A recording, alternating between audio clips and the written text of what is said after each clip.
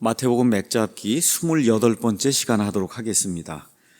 오늘은 26장 전체를 하도록 하겠습니다. 26장이 1절부터 해서 75절까지 나와 있어요. 이제 좀 빨리빨리 이제 해서 28번째죠. 28, 29, 30번째가 되면은 그러면 마태복음을 이제 마치고 이제 좀 다른 시리즈를 좀 하려고 이렇게 좀 준비를 하고 있습니다. 자, 마태복음 지난 한 27시간에 걸쳐서 예수님이 이 땅에 오셔서 무슨 일을 하셨는가. 구약이 끝나고 처음 나오는 게 마태복음이에요. 이 마태복음을 잘 이해를 해야 되는데 마태복음이 성경적으로 가서 보면 40번째 책이에요.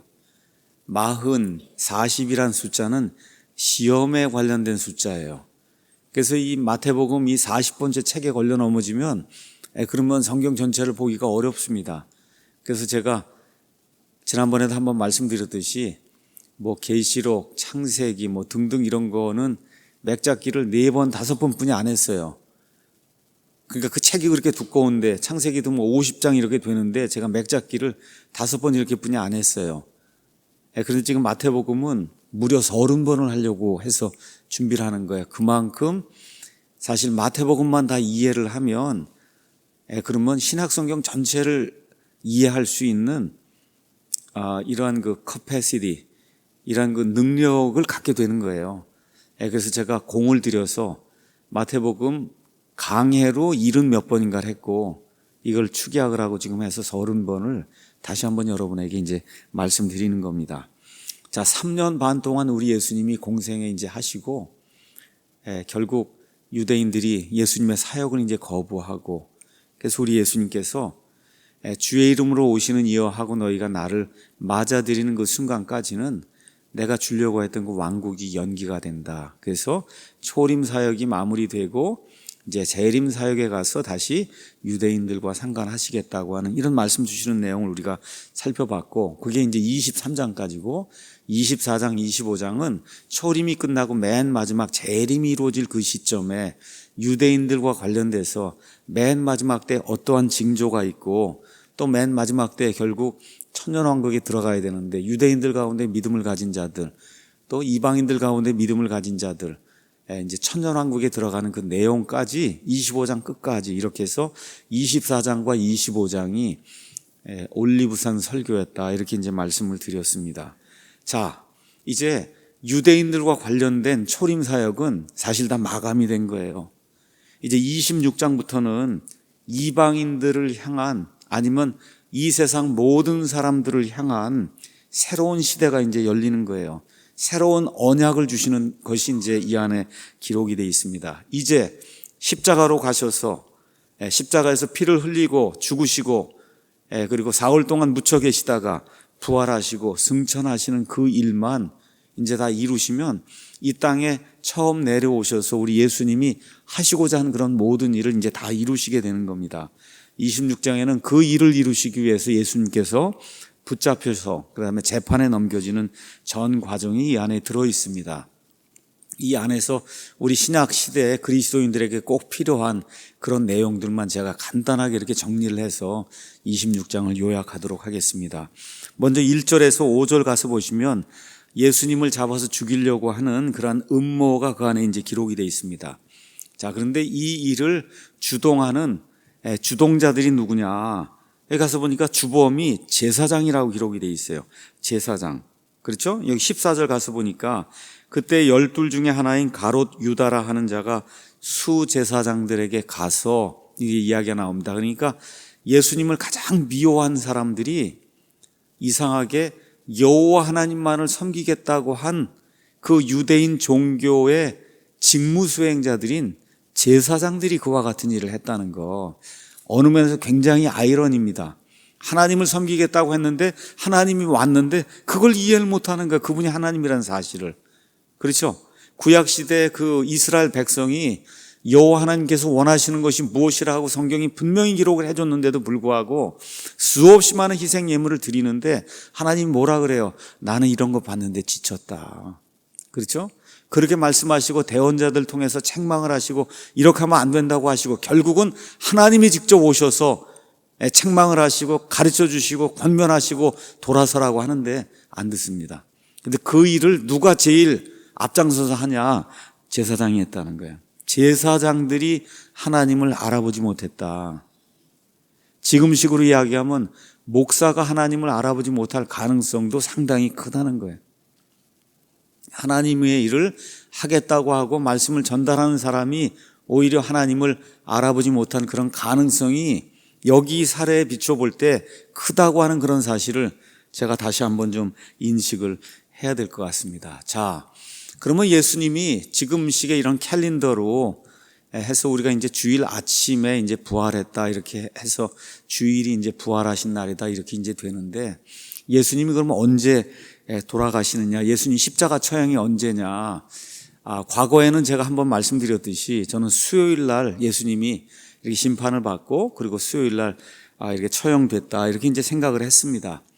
그런데 여러 차례 다시 한번 살펴보고 그리고 그냥 저는 개인적으로 예수님의 십자가 처형은 아마 목요일일 거다. 오전 9시 무덤에 들어가신 것은 목요일 저녁 6시 이제 이렇게 이제 돼서 그래서 성경 말씀의 그 예언에 따라 새 낮과 새 밤을 예수님이 이제 반드시 저 지옥 이쪽에 이제 들어갔다가 이제 나오셔야 되는데 그래서 이런 모든 걸 완성하는 게 주일 새벽 6시 그래서 주일 새벽 6시에 부활하신 것으로 그냥 모든 자료를 가지고 저는 그렇게 정리를 했어요. 근데 어떤 분은 여전히 지금도 금요일 날 돌아가셨다고 믿고 그래서 미국 사람들은 그거를 성금요일 그래서 굿 프라이데이라고 얘기해요. 예수님이 우리를 위해 죽어주셨기 때문에 굿 좋은 금요일이라는 뜻이에요. 그래서 믿지 않는 그리스도인들도 굿 프라이데이라고 얘기합니다. 굿 프라이데이 그래서 금요일로 믿는 분들이 다수고 그 다음에 또 우리 성경 신자들 가운데는 수요일 날 이렇게 돌아가셨다고 믿는 분들도 있고 또 저처럼 목요일 날 이렇게 돌아가셨다고 믿는 분들도 있어요. 이거 데이터가 뭐라고 정확하게 이야기할 수 없기 때문에 그냥 저는 개인적으로 그렇게 믿습니다. 그렇게 그냥 여러분이 생각을 하시고 1월 14일 날 돌아가신 건 확실해요. 왜냐 1월 14일이 유월절이고 예수님이 유월절 어린 양으로 오셔서 그래서 인류의 죄를 대속하셔야 했기 때문에 유월절에 돌아가신 건 확실하다. 그렇게 이제 이야기를 할 수가 있습니다. 예수님이 하나님의 유월절 어린 양이라고 요한복음 1장 29절이 분명하게 이야기하고 그래서 구약 시대에 출애굽기 12장에 나오는 그 이집트 탈출을 할 때 피를 뿌렸던 그 사건이 예수님 어린 양으로 오셔서 그 피를 흘려서 이렇게 했던 그것과 이렇게 예표가 되는 그런 사건이라고 성경이 계속해서 이야기를 하고 있고 1월 17일이 그 17일이 초실절이에요. 초실절이 부활하는 날입니다. 그래서 신약과 구약 이런 건 모든 건 매칭을 해서 봤을 때 어쨌든 1월 14일 날 6월절에 우리 예수님이 6월절 어린 양으로 돌아가신 건 확실한데 그날이 수요일이나 목요일이나 금요일이냐 여기에 대해서는 서로 다른 그런 견해가 있을 수 있다는 거 그거 여러분이 기억을 하시면 좋습니다. 자, 6절에서 이제 13절에는 예수님께서 베다니에 나병 환자가 있어서 이름이 시몬입니다. 나병 환자 그 시몬의 집에 이제 계실 때 한 여자가 아주 엄청나게 귀한 그 나드 향유 옥합을 가져와서 깨트려서 예수님께 붓는 이런 사건이 이 안에 이제 기록이 되어 있습니다. 그냥 귀중한 향유 옥합이라고 되어 있는데 마가복음, 요한복음 가서 보면 그 값이 300데나리온이라고 그랬어요. 300데나리온. 한 데나리온이 그 당시 이렇게 사람이 일하러 이제 남자가 나가면 그렇게 하루 품삯이 1데나리온이라고 그렇게 얘기를 했으니까 그냥 우리 식으로 얘기해서 그냥 하루 품삯이 지금 10만 원이다 그러면은 그럼 곱하기 300을 하면 얼마가 되는 거예요? 그러면 3천만 원 정도 되는 거예요. 유대인들은 이 옥합 이게 굉장히 중요하게 생각을 했어요. 왜 중요하느냐? 사실 그 유대 지방 이런 데는 목욕을 할 수 있는 그런 시설이 별로 없어요. 물이 귀합니다. 그렇죠? 이게 물이 굉장히 귀해요. 그래서 물을 누가 오면 이렇게 물을 대접하고 뭐 발을 씻으라고 하는 게 이게 굉장히 큰 대접을 하는 거예요.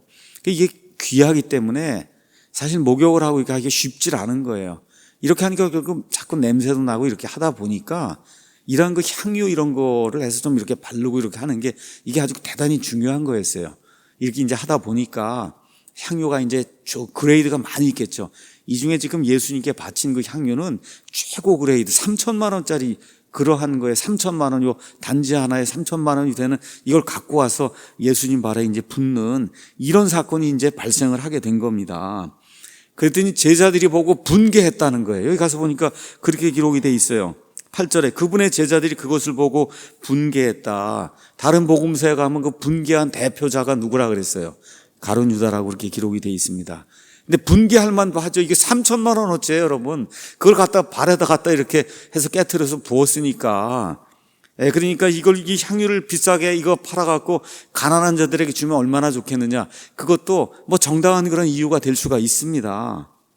근데 우리 예수님께서 우리가 생각하는 거하고는 반대가 된다 그럴까? 그런 말씀을 또 하시는 거예요. 너희가 어찌하여 그 여자를 괴롭게 하느냐? 그 여자는 내게 선한 일을 하였느니라.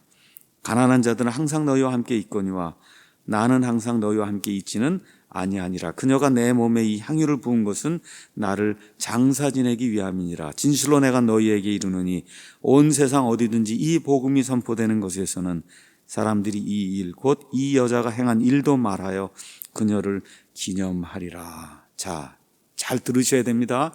이걸 가지고 또 뭐 교회 헌금하라 이렇게 오용하면 안 되는 거고, 예수님이 지금까지 이런 거 요구한 적이 별로 없었어요. 이 공생의 사역 중에.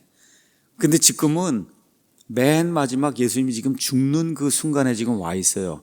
그 순간에 이 여인이 앞날을 내다보고 이 일 한 거에 대해서 지금 칭찬하는 거예요. 문맥을 잘 이해하셔야 됩니다. 뭐 교회 헌금 내라 이런 걸로 지금 문맥 얘기하는 게 아니라는 거, 그걸 꼭 기억을 하시고, 어떤 경우에는 그리스도를 사랑하는 것이 심지어 가난한 형제들 찾아보고 돌보는 것보다 훨씬 더 필요할 때가 있다는 거, 이걸 꼭 기억을 해야 된다는 거니까. 교회가 어떤 일을 할 수가 있어요. 가난한 자를 도와주는 거 이런 거 할 수가 있어요. 그런데 어떨 때는 교회의 본질이 되는 어떤 것을 위해서, 가난한 자들보다 교회의 본질이 되는 어떤 것들을 위해서 돈을 더 많이 써야 될 그런 때도 있다는 겁니다. 매번 그렇게 한다는 것이 아니라, 그런 차이를 저와 여러분이 좀 이해를 좀 하셔야 돼요. 그래서 그리스도를 사랑하는 거, 이거 자체가 어떨 때는 이와 같은 많은 물질로 나타날 때가 있다는 것을 저와 여러분이 좀 기억을 해야 돼요. 첫 번째, 이 여인은 예수님이 경배받으실 분이라는 사실을 인지를 했어요. 그리고 또 뭘 인지를 했냐? 하나님께 나와 하나님을 섬긴다고 할 때는 희생이 있어야 된다는 걸 인지를 했습니다. 자, 그리고 또 뭐를 인지했냐? 예수님의 죽음이 예수님의 탄생보다 훨씬 더 중요하다는 걸 인지를 했어요. 예수님 탄생하셨을 때 동방의 지혜자들이 와서 많은 보물을 드리고 이렇게 했습니다. 그렇죠? 근데 지금 이 여인이 어떻게 한 거예요? 이 예수님 탄생보다 죽음이 더 중요하다는 걸 인식을 하고, 그리고 건 1년치 이 봉급에 해당되는 그와 같은 향유를 가져다가 그냥 발에다 부은 거예요. 자, 그래서 이렇게 했더니 어떤 일이 생겼어요? 향유를 부었더니 그 향유가 그냥 온 집에 가득했겠죠. 그러니까 예수님에 대한 그 헌신이 올바르게 되면은, 그러면 많은 사람들을 기쁘게 하는 냄새를 풍긴다는 거, 이것도 하나님 우리에게 이제 가르쳐 주세요. 자, 그래서 자기 의의를 주장하는 많은, 여기 나와 있는 이 제자들, 가룟 유다, 자기 의의를 주장하고 막 가난한 사람 어떻게 해야 된다 이렇게 이야기하는 것들이 많은 경우에 위선자의 행태가 될 수 있다는 거. 그래서 교회의 본질이 뭐고, 어떨 때는 주님을 위해서 정말 우리가 사람을 위해서 쓸 수 없을 정도의 귀한 거를 써야 될 때도 있다는 거, 이런 걸 우리 하나님이 이제 말씀해 주시고, 그 다음에 이제 예수님이 13절에 아주 귀중한 이야기를 했어요.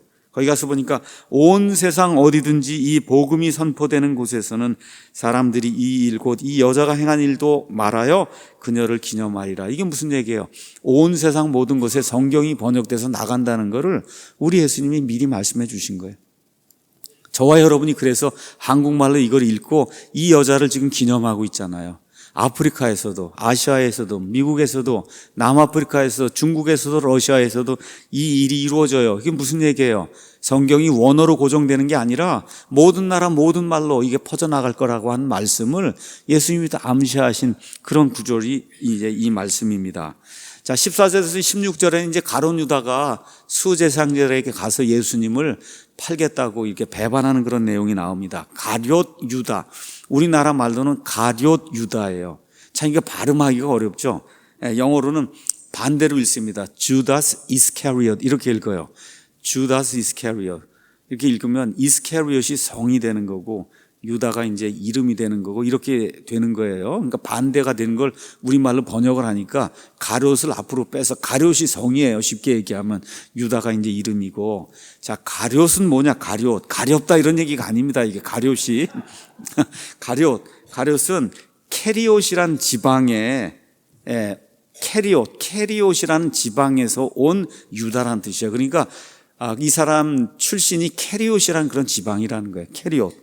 캐리옷이 어디냐? 요르단 동쪽에 이렇게 올라가면 지금의 시리아가 있는 그 지역, 거기가 캐리옷이라고 하는 이런 지방이 있어요. 거기 출신 사람이다 이런 뜻입니다. 누가 혹시 묻거든 가룟 유다가 뭐냐 얘기하면 그 가룟이 이게 원래 캐리옷이라는 그런 지방, 거기 출신을 이야기하는 거다. 그렇게 이제 이야기를 하면 좋습니다. 자, 근데 예수님이 가룟 유다를 가리켜서 요한복음 6장에 이미 마귀라 그랬어요. 마귀가 들어가기도 했고 그는 마귀라고 이야기했습니다. 이런 존재가 예수님을 파는 내용이 그 안에 기록이 되어 있어요. 15절 수제사장들에게 가서 너희가 무엇을 내게 주려냐 하고 돈을 달라고 하는 그런 내용이 그 안에 기록이 되어 있죠. 돈. 그 다음에 이제 그래서 어떻게 됐어요? 은 30개를 받았다. 성경이 그렇게 이야기하고 있습니다. 은 30개를 받았어요. 그 받은 게 스가랴서 11장 13절에 가서 보시면 그러면 예수님이 은 30개에 팔린다는 그와 같은 예언의 말씀이 있어요. 그러니까 그냥 자기도 모르게 가서 얼마 주겠느냐 얘기하고 은 30개를 받으면서 성경의 대언의 말씀을 이렇게 스스로 성취하는 그런 내용이 그 안에 기록이 되어 있습니다. 자, 그러면 은 30개는 뭘 얘기하느냐? 여러분이 출애굽기 21장 32절에 가서 보시면 남종이나 여종을 사고 팔고 할 때 그 몸값이 은 30개예요. 그러니까 예수님의 몸값이 남종이나 여종의 몸값 정도밖에 안 된 걸로 취급을 하고 자기 선생을 팔아버리는 이런 안타까운 일이 이제 성경에 이제 기록이 되어 있는 겁니다. 자, 17에서 이제 20절 거기에는 무교절 이야기가 나옵니다. 무교절. 자, 무교절의 첫날이다 이렇게 얘기해요. 무교절의 첫날. 자, 원래 성경 가서 보시면 출애굽기 12장에 1월 14일 날이 6월절이고 14일 저녁이 바로 끝나면서 곧바로 어떻게 돼요? 15일이 시작이 돼요. 유대인들의 날은 저녁 6시부터가 시작이 되는 거예요. 그러니까 14일 저녁 해서 지금식으로 얘기하면 14일 돼갖고 저녁 6시 이게 다 끝나면 바로 15일이 이제 되는 거거든요. 자, 이렇게 이제 돼서 사실은 차이가 있습니다. 14일 그 다음에 15일 이렇게 이제 차이가 있는 건데 성경 여기 신약 시대에 이제 와서 보면 그 사건이 생긴 이래로 한 1500년 정도 이제 시간이 이렇게 지나가는 가운데 사실 14일 저녁 시작 끝나자마자 곧바로 15일이 되는 거니까 그러다 보니 6월절하고 무교절을 그냥 합쳐서 무교절이라고 부르고 또 무교절의 첫날이라고 부르는 이와 같은 일이 발견되고 있다는 거, 그걸 여러분이 그냥 기억하시면 좋습니다. 자, 21절에서 25절에는 6월절 식사를 하는 거예요. 6월절 기념 식사를 하는 그런 내용이 그 안에 이제 기록이 돼 있고, 그 다음에 21절에서 26절 그들이 먹었다라고 하는 그런 기록을 이제 살펴보면 가룟 유다도 그 자리에 같이 12제자 그 자리에 같이 있었다는 그런 사실을 우리가 이제 알 수가 있습니다. 자, 26절에서 이제 30절이 우리 이 신약시대 성도들에게는 어느 면에서 마태복음에서 가장 중요한 그런 구절이 될 수도 있어요. 여기에 예수님께서 주의 만찬을 제정하시는 그런 내용이 이제 그 안에 기록이 되어 있습니다. 주의 만찬, 마귀가 제일 싫어하는 그런 그 대목입니다. 주의 만찬이에요. 여러분, 성만찬이 아니고 주의 만찬이에요. 그게 성경적인 이름이에요. 주의 만찬, Lord's Supper, 주님이 주시는 만찬, 저녁 만찬입니다. 천주교인들은 모든 거에다 다 성을 갖다 붙여요. 성가정 해야 된다 그러죠. 그렇죠. 무슨 병원이 성심이죠. 성심여대 성심. 하여튼 성을 다 갖다 붙여요. 모든 거에다가. 이게 하다 보니까 이게 만찬도 중요한데 이거를 주님이라고 하는 게 드러나야 되는데 천주교식으로 거기 앞에다가 성을 갖다 붙인 거예요. 그러니까 우리는 그냥 성경 신자로서 성경에 나와 있는 그대로 주의 만찬이라고 이제 그렇게 이제 부릅니다. 주의 만찬은 어떻게 된 거냐? 여기 기록을 가서 보니까 유대인들이 이제 6월절 그 어린 양을 잡고 이렇게 하면서 예수님 오시기 약 1500년 전에 이집트에서 하나님께서 이들을 구출해 주신 거, 이 은혜를 감사하기 위해서 모여서 행하는 그와 같은 6월절 기념 만찬이 있었습니다. 그렇죠? 이거를 예수님께서 이제 주의 만찬으로 바꿔주시는 거예요. 그러니까 1500년 전에 모세가 이와 같은 그 일을 행하게 될 때 그 예표가 이제 우리 예수님이란 그 실제 어린 양을 통해서 실제로 구현이 되는 그러한 내용이 여기 지금 26절에서 이제 30절에 이제 기록이 되어 있는 겁니다. 자, 신약 시대 우리 교회에게 하나님이 주신 규례가 있습니다. 규례는 영어로 오디넌스라고 되어 있어요. 오디넌스는 꼭 지켜야 되는 이와 같은 명령을 그거를 규례라고 이제 이야기합니다. 그래서 저와 여러분이 신약 시대 교회로서 예수님이 꼭 지켜야 된다고 주신 두 가지 명령의 규례는 주의 만찬과 침례입니다. 주의 만찬과 침례. 이 두 가지 특징이 뭐냐? 주의 만찬이나 침례 모두가 다 예수님의 죽음과 상관이 있는 거예요. 특별히 침례는 죽음 플러스 죽었다가 묻혔다가 다시 일어나는 부활까지를 이제 표현하는 거고, 그 다음에 이 주의 만찬은 예수님 다시 오실 때까지 이것을 행하면서 예수님 재림을 기다리는 이와 같은 그 표징으로 저와 여러분에게 교회에서 반드시 해야 될 것과 같은 규례로 하나님이 우리에게 주셨습니다.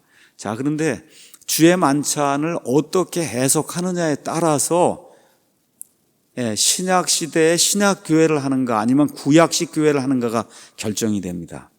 그러니까 이게 주의 만찬이 대단히 중요한 거고, 그래서 여기 나와 있는 이 말씀도 어느 면에서 변개가 되기도 하고 다 이제 이렇게 이제 된 겁니다. 자, 그럼 주의 만찬을 천주교에서는 어떻게 해석을 하느냐? 천주교에서는 화채설이라고 하는 그런 이 이론을 사용해서 이 성만찬이라는 걸 행합니다. 화채설은 뭐 하는 거냐? 이게 천주교 이렇게 신부가 이렇게 이 빵 쪼가리하고 이렇게 포도주하고 이걸 가져다가 이렇게 하나님 앞에 또 제사를 드리는 거예요. 제사를 드려요. 그 제사를 드리는 그 순간에 그 빵 쪼가리하고 그 포도주가 진짜 예수님의 몸과 그 다음에 피로 바뀐다는 거예요. 화채가 되는, 변화가 된다는 거예요. 그렇게 하는 겁니다, 여러분. 그러니까 여러분, 그렇게 해서 그 예수님을 살아있는 제물로 하나님께 다시 제사를 드린다는 거예요. 이게 천주교의 미사에서 이야기하는 화채설이에요. 그러니까 이 천주교인들에게는 미사라는 게 아주 대단히 중요한 거예요. 하나님께 예수님을 잡아서 드리고 일주일에도 몇 번 드리고 이렇게 계속 드리는 그런 일을 하는 게 그게 미사예요. 그 안에는 사자가 이렇게 축복을 하면 그 빵조가리하고 포도주가 진짜 100% 예수님의 살과 피로 바뀐다는 이겁니다. 이거는 성경적으로 이야기하면 이단교리입니다. 그럼 우리 성경적으로 믿는 우리 신자들은 어떻게 믿느냐? 이 빵과 그 다음에 포도즙, 이것은 예수님의 찢긴 살과 예수님의 흘린 피를 상징한다고 믿는 거예요. 여러분, 그거 먹고 뭐 한다 그래서 예수님을 먹는 거 아닙니다. 맞습니까? 그거 예수님을 믿으면 먹으면 그건 식인종이 되는 거죠, 그게. 안 되는 거. 그런 거, 우리는 그런 거 믿지 않습니다. 그래서 피는 거 생명을 뜻하고 그분의 생명을 나눈다고 하는 그런 의미에서 커뮤니언, 나눈다는 뜻이에요. 커뮤니언의 그런 의미로, 그래서 예수님이 2000년 전에 십자가에서 죽으실 때 나도 그분과 함께 같이 죽었습니다.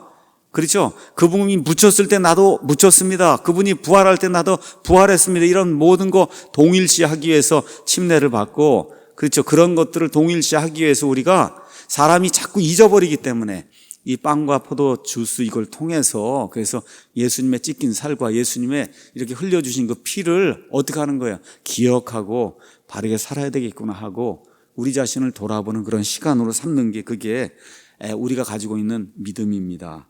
그래서 천주교에서는 왜 그렇게 하느냐? 천주교에서는 요한복음 6장에 나오는 말씀을 그냥 문자 그대로 이제 해석을 하려고 하는 거예요. 사실 요한복음 6장은 예수님 십자가 돌아가기 전의 사건이 아니에요. 이것은 지금 베다니 그 지역에서 오병이어의 그 기적을 일으켜서 5천 명을 먹였던 그 사건이 어쩌면 2년 3년 전에 일어났던 그런 사건이에요. 거기가 보니까 이렇게 되어 있습니다. 6장 56절에 내 살을 먹고 내 피를 마시는 자는 내 안에 거하고 나도 그 안에 거한다. 그렇기 때문에 그 살과 피를 먹고 마셔야 된다는 거예요. 58절에 가서 보니까 이것은 하늘로부터 내려온 그 빵이니라. 너희 조상들이 만나를 먹고도 죽은 것과 달리 이 빵을 먹는 자는 영원히 산다고 하니까 미사 가서 먹는 거예요. 영원히 살기 위해서. 문자 그대로 이렇게 이걸 해석을 하는데 예수님이 뭐라 그래요? 바로 그 다음에 63절에 뭐라 그래요? 살리는 것은 영이며 육은 아무것도 유익하게 하지 못하느니라. 내가 너희에게 이르는 말들은 곧 영이요 생명이다. 지금 이거를 이해를 해야지 빵을 먹고 그렇게 오래 산다는 얘기가 아니라고 우리 예수님이 그렇게 이야기해 주는데도 불구하고 이 뒤에 해석은 예수님의 해석은 뒤로 제쳐놓고 그렇죠. 그냥 빵하고 이것만 먹으면 영원히 사는 걸로 이렇게 해석을 하기 때문에 이게 문제가 생기는 거예요. 그래서 이런 것들 저와 여러분이 기억을 하면 좋습니다. 자, 그러면 예를 들어 마태복음 26절에 예수님이 잔을 집으사 감사를 드리시고 그들에게 주시며 이르시되 너희는 다 그것을 마시라. 그럼 잔을 집고 이제 마시라 그러면 잔이 그분의 피예요? 아니잖아요. 그렇죠? 그 다음에 이 빵을 이렇게 집어서 떼어 주셨잖아요. 그럼 12제자의 수대로 예수님이 자기를 12개로 쪼개셨냔 말이에요. 그런 거 아니잖아요. 이건 누가 읽어도 그런 얘기가 아닌 걸 우리가 금방 알 수가 있습니다. 그래서 영적인 그런 의미로 받아야지. 이거 여기 우리 옛날에 이제 교회 다닐 때도 뭐 주에 만찬한다고 하면 그냥 막 아이들 찾느라고 난리예요. 그걸 뭐 먹어야지만 뭐 애들이 뭐가 되는 걸로 알고 와 와서 먹으라 그러고 그런 거 보셨죠, 여러분? 아니에요. 그런 거 전혀 아니다. 아무 유익이 없어요. 오히려 그렇게 아무것도 모른 채 먹으면 고린도전서 11장에 거기 가서 보니까 어떻게 주의 몸을 올바로 분별하지 못하고 먹으면 오히려 죽는다 그랬어요. 맞죠? 고린도 교회 안에 이미 병든 사람도 있고 죽는 사람도 있다 그랬어요.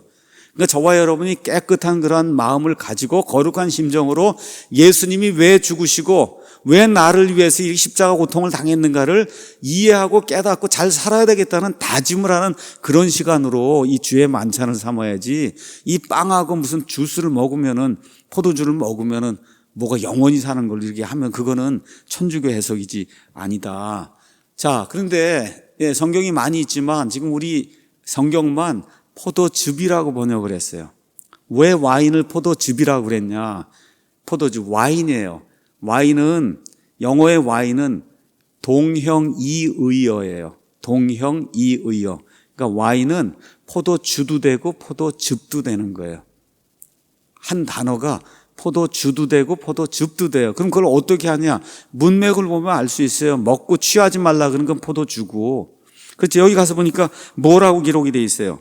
예수님이 29절에 자 그러나 내가 너희에게 이르노니 내가 이 포도나무 열매에서 난 거. 여러분 포도나무 열매에서 바로 짜면 즙이 됩니까? 주가 됩니까?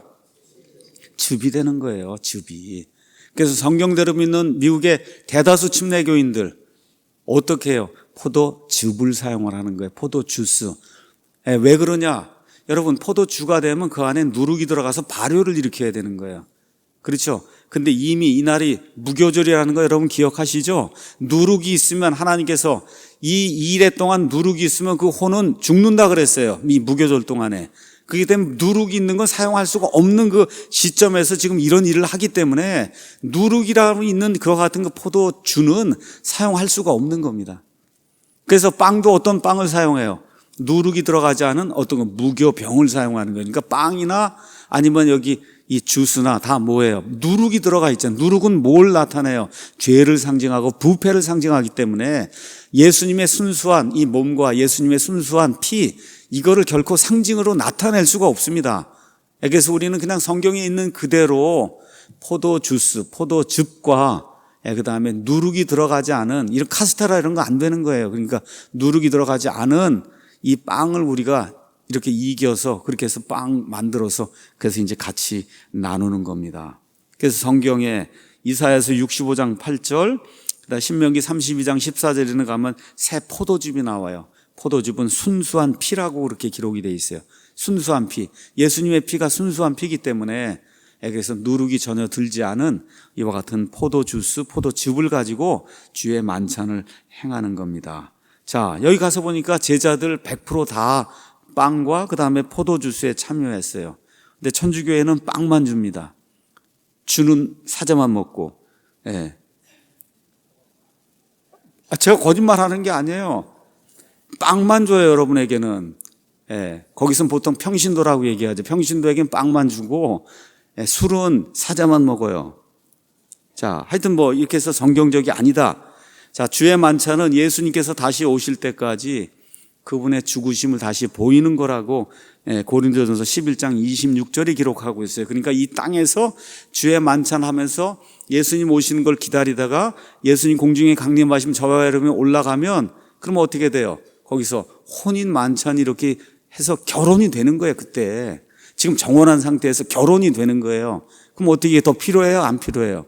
이제 안 필요한 거예요. 이제 혼인 만찬으로 이게 바뀌면은 더 이상 이게 필요가 없는 거다. 자, 그러면서 예수님이 뭐라고 말씀하시느냐? 28절에 이것은 죄들의 사면을 얻게 하려고 많은 사람을 위하여 흘린 나의 피, 곧 새 상속 언약의 피니라. 이렇게 기록이 되어 있습니다.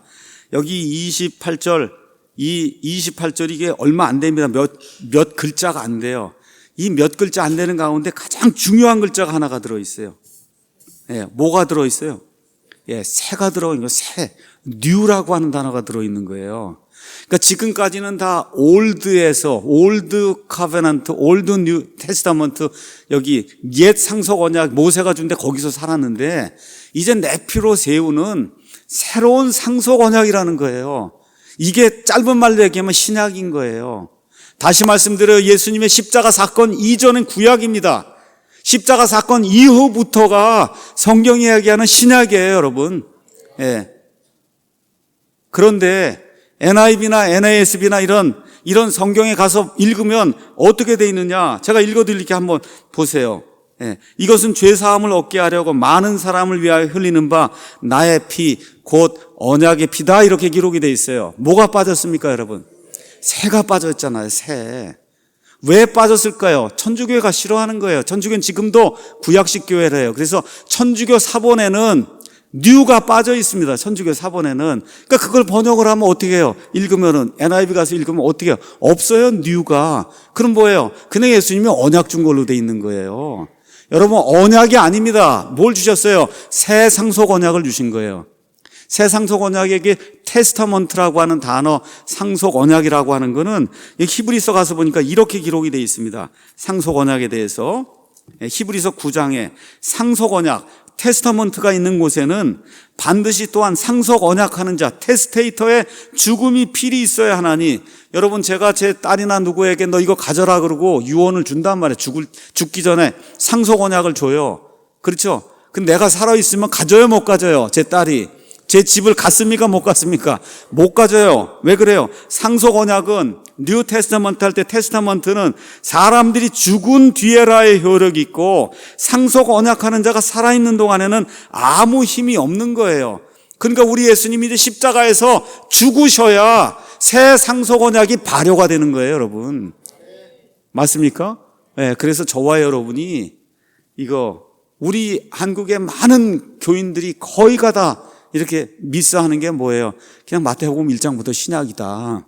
그렇잖아요. 그리고 이걸 읽으니까 이게 어려운 거예요. 성경은 뭐라 그래요? 예수님이 율법하에 태어나서 율법 아래 완벽한 그와 같은 유대인으로 사셨다. 그래서 이걸 언제 마감하세요? 십자가 사건을 통해 마감하시고 어떻게 새 상속 언약을 이렇게 주시고 어떻게 해요? 그게 발효가 되도록 그래서 가서 증언하시고 죽으시는 거예요. 죽으셔야 새 상속 언약이 발효가 되는 거예요. 맞습니까? 그 일을 하셨기 때문에 엄밀한 의미의 신약은 십자가 사건 이후부터다. 그거를 꼭 기억을 해야 되는 거예요. 그 가장 중요한 단어가 새라고 하는 그런 단어예요. 뉴라고 하는 그런 단어입니다. 천주교는 근데 지금도 구약식 교회를 하죠. 뭐가 있어요? 제사장이 있잖아요. 그 제사장한테 가서 고해를 하잖아요. 그럼 제사장이 알았다 그러고 마루 닦으라 그러고 이렇게 하잖아요. 그렇죠. 이게 구약식 교회거든요. 이 구약식 교회를 유지하려니까 뉴가 들어가면 곤란하다 그 얘기예요. 어떻게 해요? 서기관들이 그 뉴를 지워버린 겁니다. 자, 그리고 천주교는 주의 만찬을 미사라고 하는데 천주교는 행위로 구원 얻는 걸 가르치는 그런 종교예요. 그래서 어떻게 하냐, 일곱 성사를 받아야 그래야 구원받는다. 근데 이제 가서 이 사전을 이제 한번 찾아보니까 이렇게 이제 돼 있어요. 가톨릭 교회에서는 신자들에게 하느님의 특별한 은총을 베풀어주는 종교의식이 있는데 그게 일곱 성사라 그렇게 가르친다는 겁니다. 이제 세례 성사라는 게 있어요. 아직 구원받지 못한 자에게 세례를 주면 구원받는다는 거예요. 여러분, 물을 이렇게 뿌리면 구원받는다는 거예요. 그 아이의 이름이 하늘에 기록이 된다는 거예요. 자, 그 다음에 견진성사라는 게 있어요. 이건 나이가 이렇게 들면, 우리 보통 교회에서 입교라고 얘기하는 거 있죠? 나이가 이렇게 들면은. 그렇죠? 그 컨퍼메이션이라는 거예요. 그 견진성사를 받아야 된다. 그럼 그때 신자에게 성령을 내려주고 세속과 싸울 수 있는 그런 힘을 부여해주는 이와 같은 성사, 견진성사가 있다. 자, 그 다음에 나오는 게 뭐야? 성체성사. 이게 미사입니다. 사람에게 영적 양식으로 빵과 포도주 형태로 오시는 그리스도의 성체성사가 있다. 이게 미사입니다. 자, 그 다음에 죄인의 잃은 생명과 약해진 은총을 회복하게 하는 고백성사가 있고, 중병으로 신음하는 신자와 죽음에 임한 신자를 위로하고 격려하는 병자성사. 옛날에는 노자성사라 그랬어요. 노잣돈 준다는 거 아시죠, 여러분? 죽을 때 노잣돈 갖고 가라 해서 그걸 노자성사라고 했는데 그게 감이 안 좋으니까 이름을 병자성사로 바꾼 겁니다. 교회의 사제로 성사와 미사를 집전하고 교회에 봉사하는 직능을 수여하는 신품성사. 이거는 이제 천주교 신부가 될 때 이제 받는 거고, 혼인 생활로 성스러운 가정을 꾸미고 자녀의 교회적 양육에 은총을 주는 혼인성사 등등 이렇게 7가지가 있어요. 이거를 해야 그래 어떻게 구원을 받고 구원이 유지가 된다는 거예요. 이런 것에 가장 중요한 게 미사입니다. 왜 그래요? 그냥 계속해서 예수님을 헌물로 제사물로 드려야 된다는 거예요. 이게 미사예요. 그러니까 누가 미사가 뭐냐 그러면 예수님을 산채로 그냥 계속 드리는 거다. 자, 그럼 이게 왜 이런 문제가 생겨요? 왜 이런 문제가 생기냐? 예수님의 단번 속죄를 믿지 않기 때문에 그런 거예요. 여러분, 예수님이 십자가에서 단 한 번 죽으심으로 말미암아 영원 무궁토록 온 세상 모든 사람의 죄를 완전히 제거하셨다고 성경이 기록하고 있는 거 믿습니까? 이걸 믿지 않으니까 매번 드리는 거예요. 여러분, 매번 드릴 필요가 없어요. 구약시대의 양이나 이 소나 이런 짐승은 계속 드려야 되는 거예요. 왜 그래요? 완전하지 않기 때문에. 그 예수님이 이미 완전하게 모든 걸 다 이루셨다고 했는데, 다 이뤘다고 얘기하는데 자꾸 드리는 건 뭐예요? 예수님을 모욕하는 거다, 그 얘기입니다. 예수님을 모욕하는 거예요. 예수님의 십자가의 단번 희생을 모욕하는 거예요. 이런 일을 우리 성도들이 하면 절대 안 되는 겁니다. 그래서 미사는 피 없는 제사를 끊임없이 드리는 거예요. 단번 속죄를 부인하는 겁니다. 히브리서 10장 11절 14절에 있는 것처럼 구약시대의 제사장들은 일이 끝나지 않기 때문에 그 안에 계속 서 있는데, 이 사람은 단 한 번 영원 무궁토록 이 희생 예물을 드리고 지금 하나님 왕좌 오른편에 서 있어요? 앉아 계세요? 앉아 있어요. 왜 그래요? 일이 끝났기 때문에 앉아 있는 겁니다. 맞습니까? 이 예수님의 십자가의 단번 속죄를 믿지 않으면 그건 구원받았다고 이야기하기 어려운 거예요. 이게 대단히 중요한 겁니다. 예수님의 십자가의 단번 속죄. 대다수 천주교인들이 이걸 믿지 않고 또 모르기 때문에 이 미사를 하면 가서 그냥 먹고 그러면은 계속 영원히 생명이 유지된다 이렇게 생각을 하니까 무지 가운데서 이와 같은 일들을 하는 겁니다. 자, 주의 만찬 관련해서 하나만 더 말씀을 드리겠습니다. 우리 믿는 사람들 가운데 주의 만찬을 하면서 오픈 커뮤니언을 하는 데가 있고 클로즈드 커뮤니언을 하는 데가 있어요. 영어식으로 얘기하면. 그러니까 오픈 커뮤니언이라고 얘기하는 건 우리 교회 멤버든지 아니든지 예수님이 나를 위해 죽으시고 나의 유일한 구원자의 주님이시다라고 고백만 하면, 그러니까 구원만 받았으면, 그렇죠, 세례를 받았든 침례를 받았든 우리 교회 교인이든 아니든 누구든지 주의 만찬이니까 예수님을 주님으로 고백한 사람은 다 이 만찬에 참여할 수 있다, 이렇게 하는 게 오픈 커뮤니언이고, 그게 아니라 이제 미국이나 이런 데 가면은 또 침례교인들 가운데 베프티스트 브라이드라는 게 있어요. 다른 사람들은 다 아니고 우리만 예수님의 신부라고 하는 이런 데가 있어요. 아주 폐쇄적인 이런 교회들이 있어요. 이런 교회는 딴 데서 뭐 한 건 그 절대 인정이 안 돼요. 본인들 교회에서만 구원받고 침례받은 요 사람만 주의 만찬에 참여할 수 있다. 이렇게 해서 클로즈드 커뮤니언을 합니다.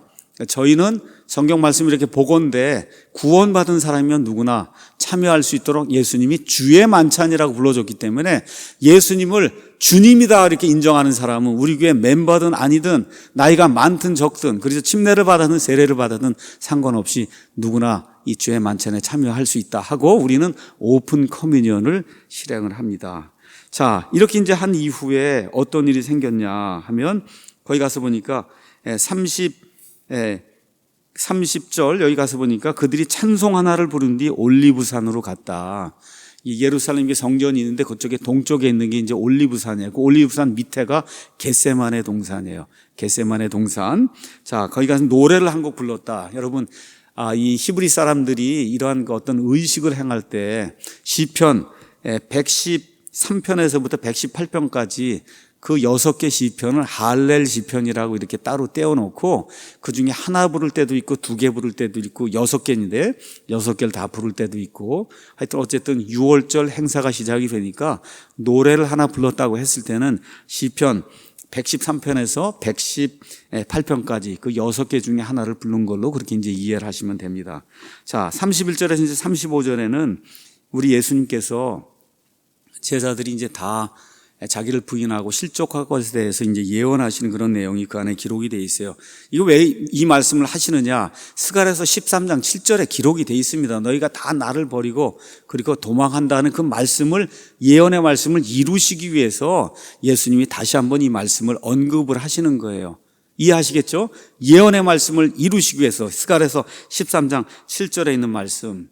자, 이렇게 할 때 베드로가 나서서 결코 나는 하지 않겠다고 하고 나중에 이제 부인하는 그런 내용이 그 안에 이제 기록이 되어 있고 32절 가서 보니까 예수님이 그러나 내가 다시 일어난 뒤에 너희보다 먼저 갈릴리에 가리라. 왜 이런 말씀을 하셨을까? 분명히 다 이제 부인하고 그리고 대다수가 다 갈릴리 어부였잖아요. 그렇죠? 그래서 갈릴리로 갈 거 하나님이 다 아시고 예수님께서 아시고 갈릴리로 가신다. 이제 그런 얘기가 이제 그 안에 기록이 돼 있고 그리고 결국은 어떻게 해요? 갈릴리로 갔잖아요. 이 사람들이. 그래서 다 이제 예수님 섬기는 거 다 버리고 고기 잡으러 가겠다고 하고 다 그렇게 하는 내용이 요한복음 21장에 나와 있고 예수님이 이러한 사람들을 불쌍히 여기시고 다시 한번 기회를 주셔서 그래서 부인했던 모든 거 다시 회복을 시켜주시고 하나님의 일을 감당하도록 하는 그런 내용이 요한복음 21장에 이렇게 기록이 되어 있습니다. 자, 36절에서 이제 46절에는 겟세마네 동산에서 기도하시는 모습이 이 안에 이제 기록이 되어 있습니다. 먼저 겟세마네, 영어로 겟시마네 이렇게 이제 표현이 되는 겟세마네 뜻은 뭐냐면 올리브 기름을 짜는 기계예요. 여러분, 올리브가 이렇게 달려 있는데 그걸 이렇게 눌러야 그래야 기름이 나올 거 아닙니까? 그러니까 겟세마네 그 얘기는 예수님의 몸과 혼이 아주 짓눌린 그런 장소다 이렇게 생각하시면 돼요. 몸과 혼이 짓눌린 그런 장소가 겟세마네예요. 기름을 짜듯이. 그래서 예수님의 생명이 기도를 통해 짜지는 것. 이 기도하실 때 이 땀이 핏방울처럼 돼서 이렇게 떨어졌다고 하는 그런 말씀이 이게 여러분 기억하시죠? 그 정도로 이 눌려서 그 예수님이 이렇게 짜진 올리브나무 열매가 이게 짜지는 것처럼 이렇게 혼이 눌려갖고 짜진 그와 같은 장소가 거기가 이제 겟세마네입니다. 여기에서 예수님이 순종과 기도의 모범을 보여주세요. 순종. 우리 사람으로서는 이런 고난을 당하고 할 때 도저히 할 수 없는 그런 일을 우리 예수님이 하시죠. 내 뜻이 아니라 아버지의 뜻이 이루어지길 원한다. 이거 참 이게 사람이 하기 어려운 그런 일인데 우리 예수님께서 이제 그런 일을 하시는 내용이 여기 겟세마네 기도 안에 이제 들어있어요. 또 어떤 기도냐? 고독한 기도예요. 왜 그래요? 아버지가 본인을 버리는 거예요. 그러니까 나의 하나님이여 어찌하여 나를 버리시나. 진짜 버리시는 거예요. 그래서 어떻게 됐어요? 십자가에 달릴 때 예수님이 100% 죄가 된 겁니다, 여러분. 죄가 된 거예요. 그래서 이 겟세마네와 이 십자가에서 하나님이 버리잖아요. 이 버리는 그게 우리 예수님으로서 감당할 수 있는 뭐라 그럴까? 예수님이 감당해야만 하는 가장 비참한 형벌이에요, 그게. 여러분, 하나님으로부터 멀리 떠나는 게 그게 둘째 사망이에요. 나중에 불호수에 들어간다니까 하나님이 임재를 떠나는 거예요. 근데 십자가에 달린 그 순간에 어떻게 됐어요? 하나님이 이게 죄덩어리가 돼갖고 하나님이 뒤를 돌아보셨어요. 그러니까 어떻게 떠난 거예요. 그렇죠? 그러니까 예수님이 하나님으로도 받을 수 있는 지옥의 그와 같은 그 형벌을 이 겟세마네와 십자가에서 다 당하시는 거다. 저와 여러분 죄가 있으면 그러면 어떻게 마땅한 형벌을 받아야 되나요? 우리 예수님이 그 형벌을 받으셨다니까. 지옥 형벌을 겟세마네와 십자가에서 받으셨다고. 저와 여러분을 향해서. 그래야 공정한 거 아닙니까? 그래야 죄를 지신, 그렇죠, 그 형벌을 담당하신 그와 같은 구원자가 될 수 있는 거예요. 거기에 겟세마네와 십자가가 있는 거다. 그걸 저와 여러분이 기억을 하시면 좋습니다. 39절 거기 가서 보시면 오 아버지여 가능하시거든 이 잔을 내게서 지나가게 하시옵소서. 그러나 내 뜻대로 하지 마옵시고 아버지의 뜻대로 해라. 이 잔이 뭐냐. 어떤 사람들은 아버지 저를 죽이지 말아 주십시오. 여러분 그런 거 아닙니다. 예, 성경 어디에 봐도 예수님이 죽는 거에 대해서 염려하신 적이 없습니다. 심지어 히브리서 12장 2절 가서 보시면 이렇게 기록이 되어 있어요. 히브리서 12장 2절 아주 위대한 그런 구절이에요. 우리의 믿음의 창시자여 또 완성자이신 예수님을 바라보자. 그분께서는 자기 앞에 놓인 기쁨으로 인해 십자가를 견디사 그 수치를 멸시하셨다 그랬어요. 그러니까 예수님이 죽음을 무시하거나 무서워하고 그런 게 아니에요. 심지어 그 당하는 수치를 멸시했다고 그렇게 기록이 되어 있습니다. 육체적 죽음을 피하려는 게 아니야. 잔을 마시는 거 그거를 지금 피하려고 노력을 했어요. 이 잔은 성경적으로 이야기하면 하나님의 진노의 잔이고 어떤 의미에서 하나님이 영구히 예수님을 버리는 둘째 사망의 잔, 이거를 좀 피하게 해달라고 하나님께 이제 기도하는 그런 내용으로 이제 저와 여러분이 이제 보시면 되겠습니다. 자, 이렇게 이제 해서 아버지 하나님의 뜻에 자신을 온전히 맡기고 그리고 이제 십자가로 나가시는 그런 내용이 이제 이 안에 기록이 되어 있습니다. 이제 47절에서 52절은 예수님이 체포되는 거, 53절에서 58절에는 예수님이 또 한 번 예언의 말씀을 이루시는 거, 그렇죠? 예언의 말씀. 사람들 예수님이 뭐라 그러는, 내가 12군단을 불러 천사를 불러서 그래서 이 모든 건 막을 수도 있다. 그렇게 하면 성경의 예언이 어떻게 이루어지겠느냐. 군단이라고 하는 건 3천에서 한 6천 명 정도의 그와 같은 그 군인들로 구성이 돼 있어요. 6천 명이라고 이야기하면 12군단 천사를 부른다고 하면 7만 2천 명의 천사를 부른다는 거예요. 여러분 열왕기하 19장 35절 가서 보시면 히스기야를 침공하러 왔던 그 아시리아 군대 천사 하나가 나가서 18만 5천 명을 죽인 거 기억하시죠? 그 18만 5천에다 곱하기 7만 2천을 해보면 얼마나 많은 사람이 죽을 수 있는가 한번 이렇게 생각을 해보시라고. 그러니까 예수님이 그렇게 얘기하는 거예요. 내가 지금이라도 하나님께 간구하면 12군단의 천사들을 보내실 수 있지만 그렇게 하면 성경에 기록된 그 말씀이 어떻게 성취가 되겠느냐. 이렇게 이제 하는 내용이 그 안에 기록이 되어 있습니다. 59절에서 68절에는 대제사장이 예수님을 신문하는 내용이 있습니다. 자, 신문하는 그 내용이 뭐냐 하면 그게 아주 중요한 거예요. 저와 여러분도 같이 그 질문에 대답을 해야 되는 겁니다. 자, 이렇게 해요. 63절에 예수님께서 잠잠해 아무 대답도 안 하니까 대제사장이 응답하여 그분께 이르되 내가 너로 하여금 살아계신 하나님을 두고 맹세하게 하노니 내가 하나님의 아들 그리스도인지 우리에게 말해라. 예수님에게 지금 묻는 거예요. 내가 하나님의 아들이냐, 내가 그리스도냐 하고 지금 묻는 거예요. 여러분, 예수님이 하나님의 아들이신 사실 믿으십니까? 예수님이 그리스도란 사실 믿으세요? 하나님의 아들이라고 하는 거는 유대인들의 개념에서는 아버지 하면 그 아들, 나는 저 사람의 아들입니다. 그러면 아버지하고 내가 동등하다는 이야기하는 거예요. 그러니까 지금 여기 대제사장이 다 이해하고 있는 거예요. 너가 하나님의 아들이라 그랬지, 그 얘기인 건 너가 하나님이란 얘기인데 너가 하나님의 아들이라고 다시 한번 얘기해봐라. 내 앞에 지금 그 얘기를 하고 있는 거예요. 그래서 예수님이 내가 하나님의 아들이라는 그런 사실을 당당히 밝히시고 구약 성경에 예언이 된 다윗의 왕좌에 앉아서 온 세상과 이 유대인, 이 이방인 왕국, 이스라엘 왕국을 통치할 그리스도 메시아라고 하는 그런 사실, 이런 사실을 물을 때 우리 예수님이 당당하게 내가 그렇게 말하였다 이렇게 하면서 예수님이 나가시는 그런 내용이 그 안에 기록이 되어 있습니다. 그래서 예수님이 누구시냐, 이게 저와 여러분을 살리냐 죽이느냐 하는 그런 질문입니다. 예수님이 누구시냐? 예수님이 하나님이 이거 믿으세요? 하나님이신데 저와 여러분을 구원하시기 위해 이 땅에 사람의 몸을 입고 오셔서 100% 하나님, 100% 사람인 분이에요. 온 우주 공간에 유일무이한 분이에요. 100% 하나님, 100% 사람. 맞습니까, 여러분? 이 대답이 나와야 되고 동시에 나의 구원자라고 하는 그런 대답이 나와야 돼요. 이게 침례를 하거나 이렇게 물을 때 예수님이 누구냐 이렇게 물을 때 세상의 구원자다 이렇게 하면 뭐 틀린 건 아닙니다. 나의 구원자가 되셔야 돼요. 나의 구원자. 맞습니까, 여러분? 내 죄에서 사망에서 나를 구원하실 그것도 이왕이면 유일하신 구원자. 그렇죠? 그분이 우리 주 예수 그리스도라고 하는 그런 고백이 저와 여러분의 고백이 돼야 되는 거예요. 그 예수님께서 기다 아니다 확실하게 이렇게 이야기는 안 하시고 내가 말하였도다 이렇게 이야기한 다음에 예수님이 그거를 우회적으로 이렇게 표현합니다.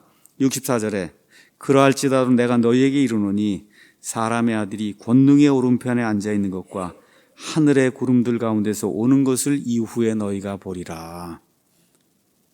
그렇죠?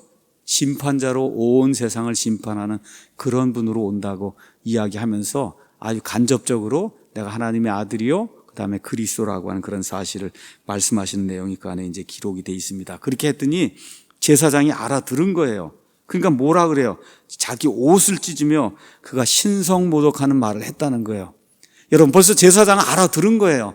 너가 그 얘기를 한 거구나 하고 신성모독하는 말을 했으니 더 이상 우리에게 무슨 증인이 필요하겠냐. 가짜 증인들 다 데려다 놓고 해도 뭐 이러쿵저러쿵 얘기하는데 말이 안 맞습니다.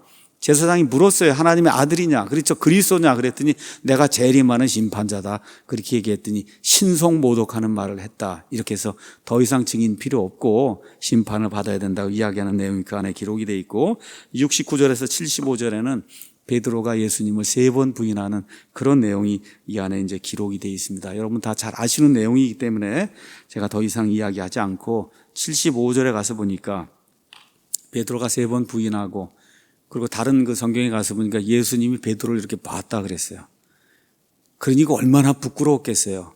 그렇죠. 예수님 잡혀가기 전에 저는 절대로 그런 일 안 한다고 그렇게 하고는 예수님 보는 앞에서 이렇게 비겁하게 이런 일을 했으니까 그래서 수탉이 울기 전에 내가 나를 3번 부인하라 하신 예수님의 말씀 곧 그분께서 자기에게 하신 말씀을 기억하고 나가서 비통하게 울었다. 제가 볼 때는 이게 구원받은 성도, 보통 성도들, 저를 포함한 모든 성도들이 걷는 길이라고 믿습니다. 여러분, 이렇게 부인하는 일이 저와 여러분도 장담할 필요 없다는 거예요. 베드로도 장담하고 부인했는데 저와 여러분이 부인 안 할 것 같아요? 제가 볼 때는 부인하는 게 오히려 정상인 것 같아요. 저는 정상인 것 같아요. 제가 봤을 때. 근데 하나님은 어떻게 해요? 다시 기회를 또 주시고 살려주시잖아요. 그렇죠? 이걸 초인간으로 만들려고 난 그렇게 생각하지 않아요. 이게 인간이다. 근데 그거를 또 불쌍히 여기시고 기회를 주시는 긍휼을 베풀어 주신 하나님이다. 그래서 부활 이후에 오직 베드로를 위해서 그래서 다시 한번 나타나셔서 내가 나를 사랑하느냐, 내가 나를 사랑하느냐, 내가 나를 사랑하느냐 해서 이 베드로의 실수 3번을 우리 예수님께서 3번의 나를 사랑하느냐라는 그런 질문을 통해 이 베드로의 이 낙담에 있는 그 혼을 이렇게 살려주셔서 베드로 때문에 교회가 형성이 됐잖아요. 여러분 오순절날 얼마나 엄청난 설교를 합니까? 그렇죠? 3,000명이 구원을 받고 그렇게 해서 5,000명이 구원을 받고 우리가 뭐 바울이 위대하다고 하지만 어쨌든 교회를 이렇게 신약 교회를 어느 면에서 세운 사람 베드로예요. 그렇죠? 이러한 일을 할 수 있도록 하나님이 힘을 주시는 거다. 그러니까 우리가 인생을 살다가 이런 일 생길 수 있다고 믿습니다. 저는 있다고 믿어요. 우리가 부인할 수도 있다고 믿는다. 그럼에도 불구하고 이미 구원받은 사람이에요. 하나님이 다시 한번 이렇게 뒤집어서 하나님의 일을 할 수 있는 그런 기회를 주시는 긍휼의 하나님이라는 사실을 기억하시고 뭐 장담할 필요 없다. 이렇게 생각하시고 베드로처럼 다시 회개하고 주님의 일을 감당하는 우리 모두가 되기를 간절히 원합니다. 오늘 마치도록 하겠습니다.